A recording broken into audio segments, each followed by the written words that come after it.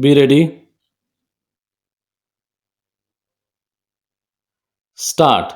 Section 4 of the 1953 Act is identical to Section 4 of the Land Acquisition Act 1894. It provides that whenever the state government considers it necessary or expedient to acquire land in any locality needed or likely to be needed for a public purpose, it shall, by an order published in accordance with the provisions of subsection 4 of section 45, require any officer subordinate to it and generally or specially authorized in this behalf to enter upon or into any land in such locality accompanied by his servants and workmen for the purpose stated therein. Subsection 5 of Section 4 empowers the collector to issue notice to the persons interested of the proposed acquisition and also issue a public notice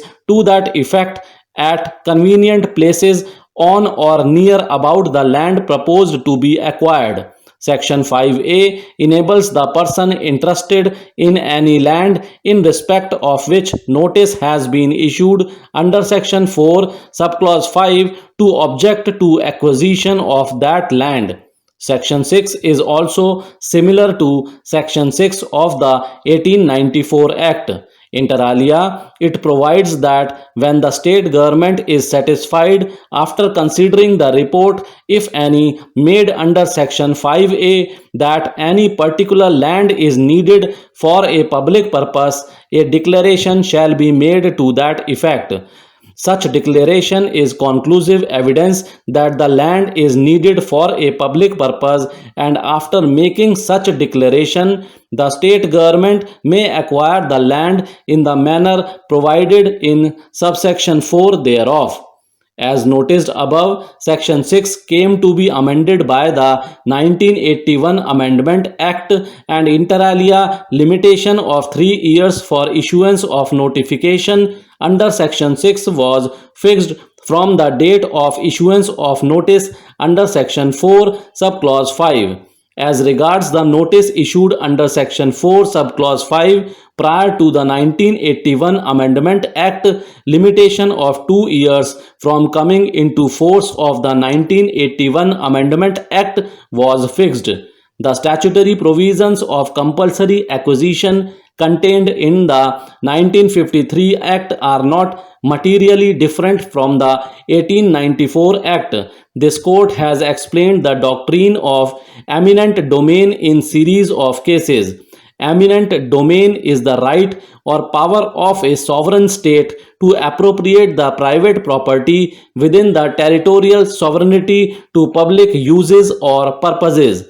It is an attribute of sovereignty and essential to the sovereign government. The power of eminent domain, being inherent in the government, is exercisable in the public interest, general welfare, and for public purpose.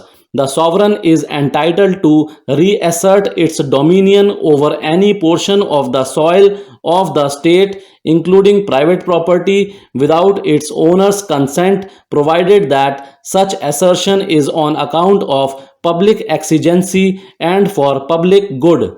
Article 300A of the Constitution mandates that no person shall be deprived of his property save by authority of law. Though right to property is no longer a fundamental right, but the constitutional protection continues in as much as without the authority of law, a person cannot be deprived of his property. Accordingly, if the state intends to appropriate the private property without the owner's consent by acting under the statutory provisions for compulsory acquisition, the procedure authorized by law has to be mandatorily and compulsorily followed.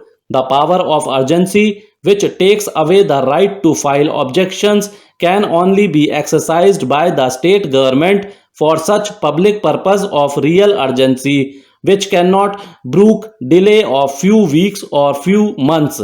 This court, as early as in 1964, said that the right to file objections under Section 5A is a substantial right when a person's property is being threatened with acquisition. Such right cannot be taken away as if by a side wind. Section 5A embodies a very just and wholesome principle that a person whose property is being or is intended to be acquired should have a proper and reasonable opportunity of persuading the authorities concerned that acquisition of the property belonging to that person should not be made.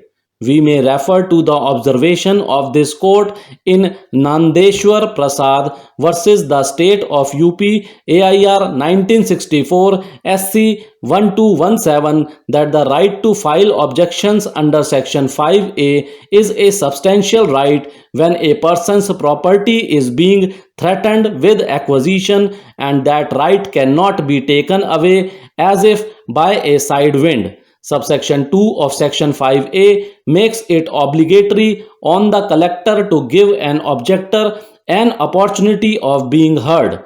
After hearing all objections and making further inquiry, he is to make a report to the appropriate government containing his recommendation on the objections. The decision of the appropriate government on the objections is then final. The declaration under Section 6 has to be made after the appropriate government is satisfied on a consideration of the report, if any, made by the collector under Section 5A 2. The legislature has therefore made complete provisions for the persons interested to file objections against the proposed acquisition and for the disposal of their objections. It is only in cases of urgency that special powers have been conferred on the appropriate government to dispense with the provisions of Section 5A. Thank you.